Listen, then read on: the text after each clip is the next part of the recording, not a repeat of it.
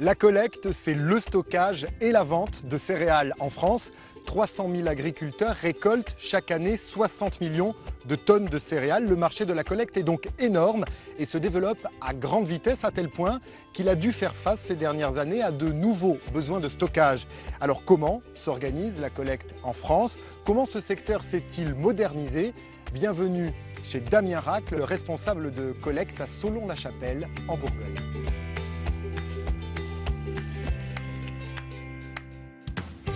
Damien Racle, bonjour. Bonjour François. Merci de nous accueillir. Alors vous êtes collecteur. Quel rôle occupez-vous dans la filière céréalière?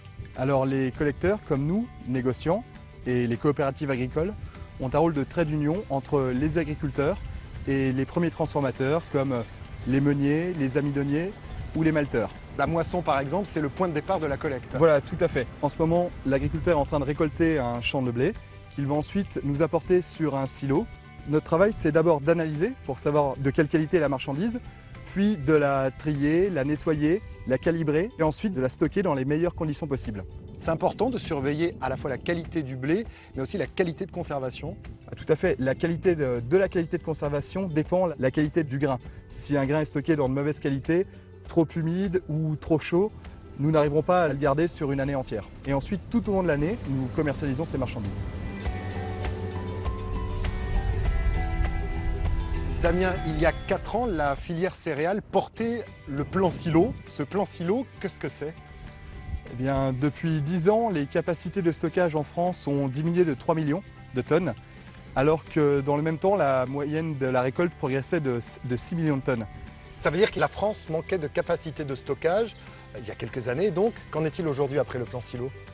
Nous sommes maintenant en mesure d'alimenter le marché de façon fiable et régulière pour éviter une volatilité des cours de la matière première. Certains pays européens en sous-capacité sont obligés de mettre toute la marchandise au moment de la récolte sur le marché extérieur et donc créer une baisse des cours.